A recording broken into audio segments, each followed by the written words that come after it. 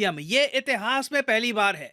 For the first time in India's history हमें बड़े scale पर लिथियम के रिजर्व्स मिल चुके हैं जम्मू कश्मीर में। जियोलॉजिकल सर्वे ऑफ इंडिया ने बहुत लंबे समय से यहाँ पर रिसर्च करी, डिस्कवरी में फाइनली हमको ये पता लगा है कि लिथियम का ना इतना सारा भंडार है यहाँ पर कि इंडिया की बहुत सारी जो नीड्स हैं बैटरीज बनाने की, इलेक्ट्रिक कार्स बनाने की, सब जम्मू कश्मीर से पूरी हो सकती है। अब यहाँ पे आप एक क्वेश्चन पूछ सकते हैं, वेट वेट वेट, मुझे याद आ रहा है कि 2021 में भी एक न्यूज़ आई थी कि कर्नाटका में लिथियम मिला है। देखिए, वो जो लिथियम था जो कर्नाटका में मिला था बहुत कम क्वांटिटी का था, सिर्फ 1600 टन। और ये 1600 टन का लिथियम भी हम निकाल पाएंगे नहीं निकाल पाएंगे इसके बारे में कोई कंफर्मेशन थी नहीं, मगर जम्मू कश्मीर में जो लिथियम हमको मिला है इट इज मैसिव।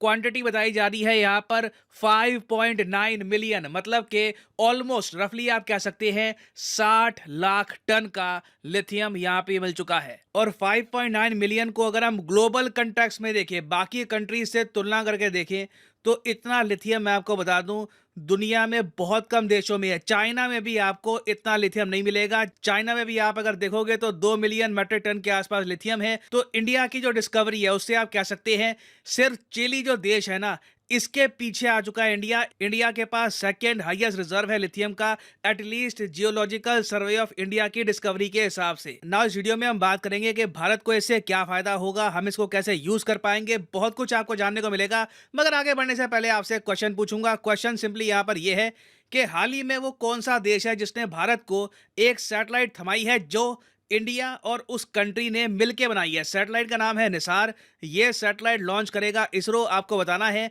कि इंडिया ने सैटेलाइट किस कंट्री के साथ मिलकर बनाई है, जापान, यूएसए, इजराइल या फिर फ्रांस। कमेंट सेक्शन में करिए उत्तर, सही आंसर मैं आपको दूंगा वीडियो के अंत में। ना फर्स्ट ऑफ ऑल मैं आपको बताना चाहता हूं कि लिथियम का इम्पैक्ट कितना बड़ा होता है हमारी जिंदगी में। लिथियम को आज के समय हम कहते हैं व्हाइट गोल्ड। जिस तरीके से क्रूड ऑयल कच्चा तेल है उसको हम कहते हैं ब्लैक गोल्ड, काला सोना, वैसे ही लिथियम है सफेद सोना।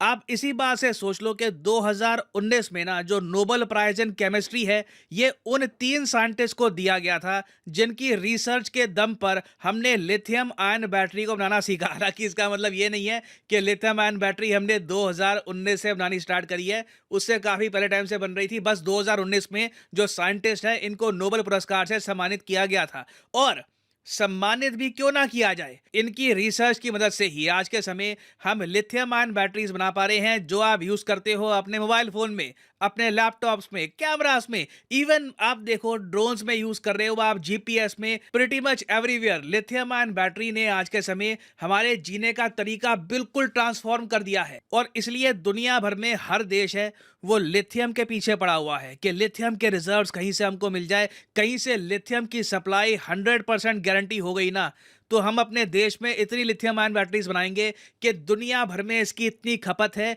वो देश एक्सपोर्ट कर करके ही बिलियंस ऑफ डॉलर्स कमा सकता है। मगर सैडली बहुत लंबे समय तक इंडिया में ना काला सोना मिला ना सफेद सोना मिला। आई मीन कुछ थोड़े बहुत डिपॉजिट मिल गए, कहीं पर कुछ हजार मेट्रिक टन, कहीं पे कुछ मिल गया, मगर वो लार्ज स्केल मैन्युफैक्चरिंग के लिए काफी नहीं है। हमें मिलियंस ऑफ टन लिथियम चाहिए था और इसकी खोज में हम लोग 7 समुंदर पार चले गए साउथ अमेरिका में।